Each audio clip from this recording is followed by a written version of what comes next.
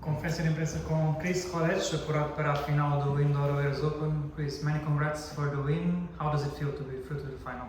I feel really good. I'm really happy. I think I play good tennis, and I feel like the whole 2026. I feel like that I play really complete matches and really good level, and now finally I get rewarded for my work, and I think I'm really happy about the win today also. So, After a match like this, it must be such a good feeling to have a big serve as you do, no?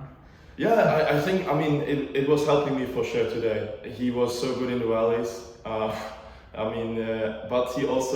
he came up with incredible level when he was down.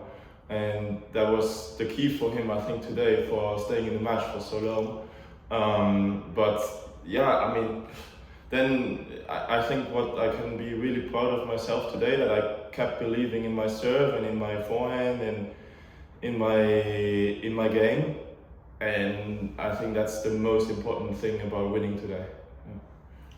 You could still be playing at this moment because it was such a battle. You saved set point in the second set. So, how relief were you when you won the last point? Because it was a long 2 sets match. Yeah, it was big relief. I gave myself chances so many times, and I feel like I just needed that little chance, little luck to get this final point, to get over the finish line. Then he double faulted. It's a bit of a shame that the match has to end like that, but I gave myself chances so many times, so this time, this last point, the luck was on my side. It was a really good match, and he played amazing in big moments, and he can be really proud of that too. So, He has a great forehand, like you told us yesterday.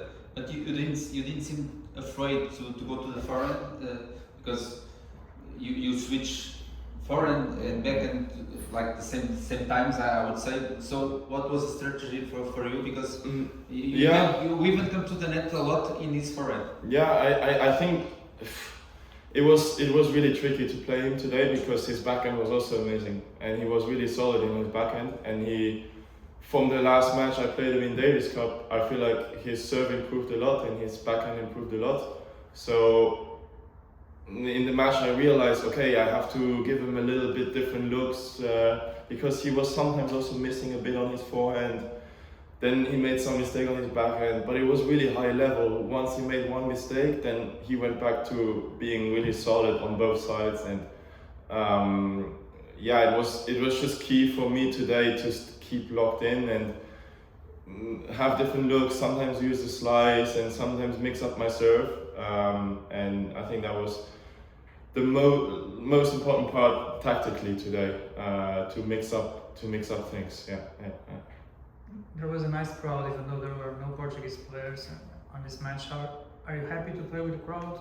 Surprised or not really? No, I'm really happy with crowd. I love to play with crowd.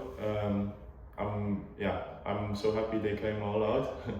That was a nice thing.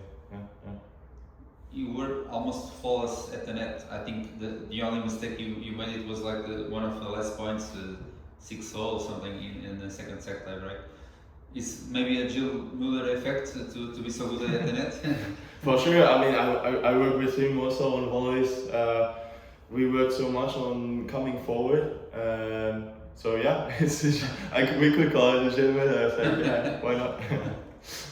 Any special message exchange with him after the success yesterday, or? He even texted now. He was watching. He's traveling today with other players to Glasgow, but he was watching in the airport the whole match. So I exchanged with him already a few texts. So that was cool from him also. How does it work for you? Because before the press conference you were telling us that you have 3 coaches, I think. So in terms of communication with all of them, how does it work usually? Now we have a group chat, and then Gilles and Peter, they are more now responsible for like the tactics side, for more like how I'm supposed to play. And then when I go back home, I always feel like when I go back home, it's going back to basics and like the technique, get back to the technique and build up a base again before I can go to tournaments. So I feel like my junior coach can help me so much with that. And so my junior coach is more now on the technique side, and and Peter and Jill, they are communicating a lot about the tactics side and all those things. So I think it's a great setup. That's how I decided to do it this year, and yeah, so far it has worked. Third challenger final, but the first since your injury. Is it good for you? I think it's the first since an injury, right? Yeah. So is it more special, this one, because of the injury? For sure, yeah. I feel like I also, the last 3 semi-finals I lost, so I was a bit nervous about that before the match.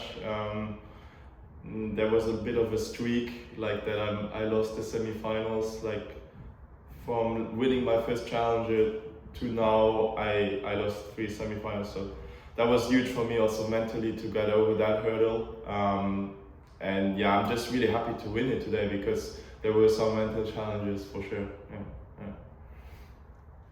Is it tricky because we don't know your opponent yet, but since this time is gonna be the last one we talked with you before the final. So what can you tell us about both Piros and Glinka? What do you know about them? Yeah, I haven't played them yet, both of them. I've seen Glinka a few times on tournaments, Piros also.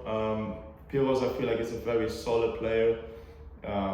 He makes the match a bit like, let's say he mixes up a lot and he really finds your weaknesses, I feel like. That's from what I've seen. He's very solid from the back, good serve. And again, Glinka has a huge serve, lefty, has an amazing one-handed backhand. So yeah, both tricky players, but I gotta believe in myself, whoever I play, and believe in my game, and then I give myself the best chances to win. Do you like to go there and watch, or you leave that to your coach? My coach is already watching, yeah. So from now on, you just relax and then I go relax, eat, relax, sleep, and go again. Because it's quite early, so do you plan to do something before?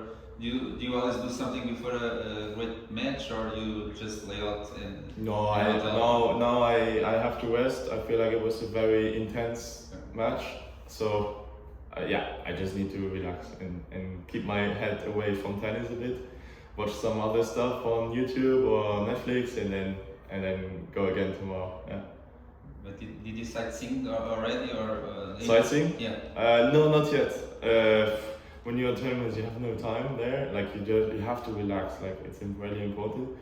But I want to. Hopefully, when I have an off day, and a big, like maybe 2 days where I don't play matches. I hope I can go somewhere and see something. Or maybe tomorrow for celebration. Yeah, why not? Okay, thank you. Thank you.